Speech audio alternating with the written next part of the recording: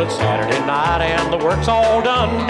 Go do the honky-tonk and have a little fun. If you come downtown looking for me, but I'll be sitting... Roland Willits, Men Stories.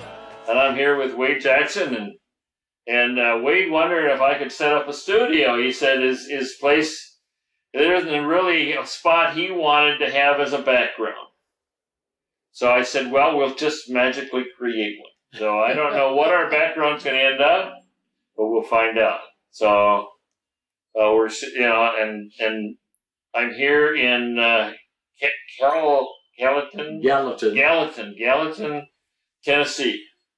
Just it's northeast of Nashville, about 20 miles. Okay, and Wade has been a Nashville person here for 60-some years, haven't you? Wow. And you were the Grand Ole Opry, and like I traveled with the Grand Ole Opry road shows. I never did play the Opry, but I traveled with Duke of Paducah and Red Savine, George Morgan, and a whole lot of string of those real big stars and all.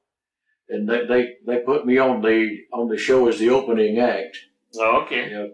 Mr. Hap Peebles was in charge of the booking and all. He had an agency out in Kansas, Salina, Kansas, I think it was. Okay. Well, you didn't really start till after you had a full career in the military, did you? No, I was only about 38 years old. But you missed the prime time in Nashville and started late, didn't you? Oh yeah, but it's been a wonderful trip, and I had the wonderful privileges and good fortune to have trained under some of the greatest showmen ever, like Duke of Paducah. I would drive the car as to pay for my part of the transportation, and I had just gotten out from the military and retired, and I still had that good 20/20 vision. Right. And they put me on as the night driver, and Duke of Paducah would have a little box that had these little caffeine pills in it. Right. And I had a very sensitive system because I never did smoke or never did care too much for coffee. In fact, they said yeah, coffee's good for cuts and bruises. It tastes like iodine or something. that's what old Sergeant said.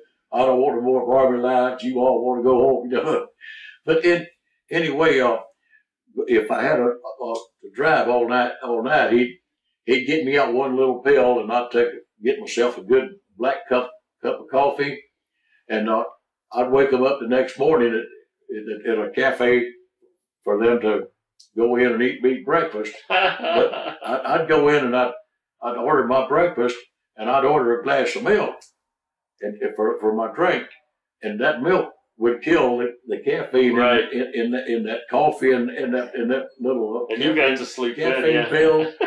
And somebody else had to drive all the way to the rooms, to the hotel or motel where we stayed, because, buddy, I wouldn't be able to lift my eyeballs up.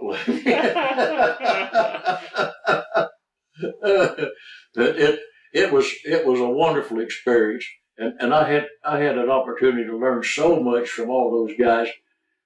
And you sang along with them, right? Yeah, we'd open our show with they'd bring me on after the band would sing a few numbers, and then they'd bring me on when they were going to start the Grand Ole Opry road show, and I'd open the show with the fiddle, and out in that prairie sometimes as we were playing it, there's county fairs and outdoors, the sound would travel a long ways, it was flat land, farmland, and the lead guitar man would keep me an open channel on his big amplifier, and the lead man is going to be dominant, that. Right, absolutely. And he'd have me a hot channel, and when I ran on the stage, I'd hand him the end of my plug-in port for the fiddle, and I'd walk into that microphone and let little Nelly start bellowing, Wow. And you could hear that fiddle. many miles, I guess, across that prairie. That is something. And then, by the time I finished the first hoedown tune, you'd see the people coming down the fairway, you know, like up there where all of the games and everything is. Right.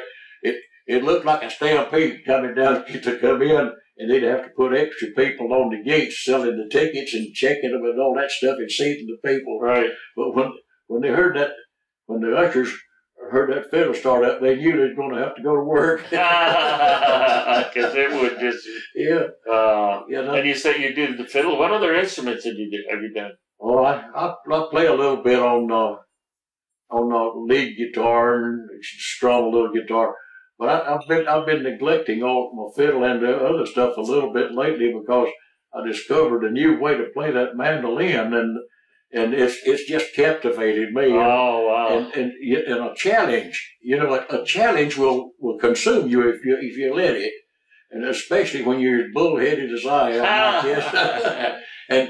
But I'm just now where I can handle. So we're gonna hear some mandolin coming up in a CD. Maybe we can record it on Rocking Chair Records. Oh boy, that would really be Wouldn't something. that be cool? Yeah, because I love the rocking chair idea because it's it without saying any more, it lets the public know that it's for older people that want to hear some songs that you can still understand the words. That's right. Okay, and that's what I thought.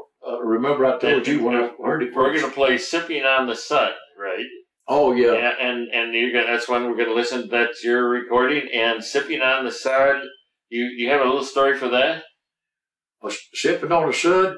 Yeah, I kind of made that up when I was stationed at Richard Gebauer Air Force Base, and I had a little band out there. Oh, okay. There was a tall Indian fella that was him and his buddy, little Tommy Davenport. Right. He played the steel, and Stanley Duger played the bass. Right. The Indian fella, and they were two wonderful guys to work with, and we didn't have. And Stanley actually played the only real rhythm that we had, and any more rhythm I got, I had to stand on the board and slap my foot. and so you had fun creating that song. Yeah, and it was actually Stanley actually introduced me to bluegrass, right? And I fell in love with bluegrass too, as much as I do country. And so you wrote this song called "Get It On, Big Daddy." No, "Sipping On The." Yeah, sipping on the sud. Sipping on the sud when I stay stationed there. Yep. And let's just introduce our song. So because we gotta get it all on our radio show. So So introduce your song. And so this one's "Sipping On The Sud." Started living late, but I'm gonna celebrate if you come downtown. Looking for me, but I'll be sitting in a honky-tonk, sipping on a sud. Sitting in a honky-tonk, sipping on a sud.